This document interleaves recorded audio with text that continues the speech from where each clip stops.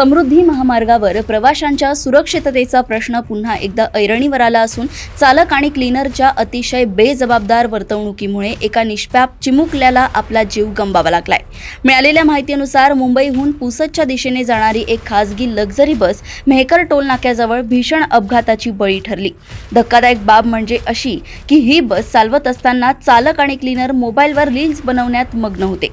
गाडी चालवताना स्टंट करणे आणि त्याचे चित्रीकरण करण्याच्या नादात चालकाचे वाहनावरील नियंत्रण सुटले आणि भरधाव वेगातील बस अनियंत्रित होऊन महामार्गावरच पलटी झाली। पलटी झालेली ही बस बाजूने जाणाऱ्या एका चारचाकी वाहनावर आदळल्याने त्या कारचेही मोठ्या प्रमाणावर नुकसान झालंय। या भीषण अपघातामध्ये एका 1.5 वर्षाच्या चिमुकल्याचा जागीच दुर्दैवी मृत्यू झालाय, तर बसमधील सुमारे 20 ते 25 प्रवासी गंभीर जखमी झाले आहेत। अपघातानंतर घटनास्थळावरील नागरिकांनी तातडीने मदतीसाठी धाव घेत जखमींना मेहकर येथील ग्रामीण रुग्णालयात हलवलंय। मात्र शासकीय रुग्णालयातील ढिसाळ कारभार पुन्हा एकदा समोर आला। रुग्णालयात एकही डॉक्टर वेळेवर उपलब्ध नसल्यामुळे जखमींना तासनतास उपचाराविना पडून राहावं लागलंय। अखेर परिस्थितीचे गांभीर्य ओळखून जखमींना खासगी रुग्णालयात हलवण्यात आले, तर काही किरकोळ जखमींवर स्थानिक नागरिकांनीच प्राथमिक उपचार केले।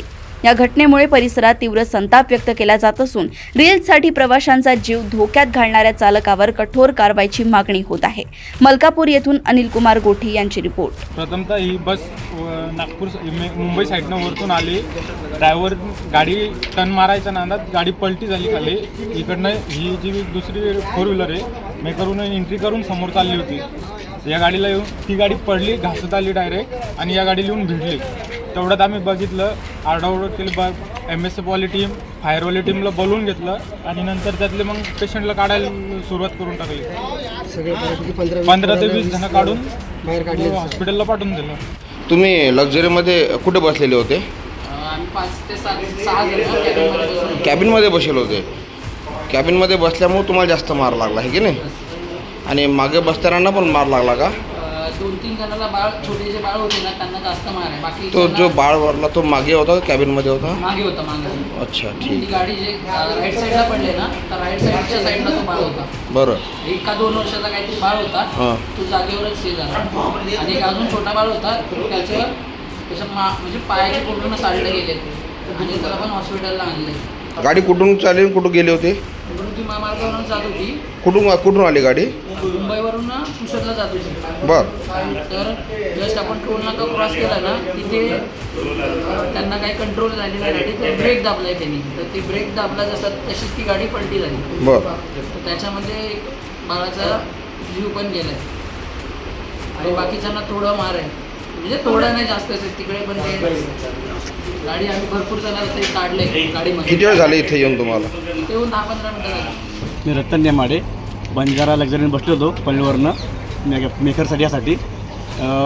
गाडीने आलेली सकाळी 3-3:30 वाजता ड्रायव्हर बदललेला। ड्रायव्हर बदलून नंतर मग तो एक किन्नर आणि एक पॅसेंजर मिळून ड्रायव्हरची रील करत होते मोबाईलवरती। रील करता का ती मोबाईल दाखवत ड्रायव्हरच्या हातात दाखवत बघ रील कशी केली, कशी झाली बघ, छान आहे का अशी बघ। गाण्यावर ड्रायव्हर नाचू लागला, असे फॉलो करून नाचतो ड्रायव्हर स्वतः। म्हणजे त्याचे मोबाईल बघणं, तंबाखून थुकणं, हे असे करता होते। म्हणजे चालू त्यांचं कमी कमी ते बसल्यापासून ते नाटक करत होता। ड्रायव्हर स्वतः बोललो की बाबा पुढं बघ। तो केलं तुला काय करायचं, गप आम्ही रील करतोय असं म्हणून त्यांनी ते रील करत होता। आणि टोल नाका समोर आला, त्यातलं टोल नाका लक्ष नव्हतं अजिबात।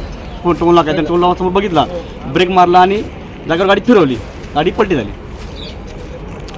कॅबिनमध्ये किती जण बसले होते? जवळपास 7-8 जण होते कॅबिनमध्ये। हो।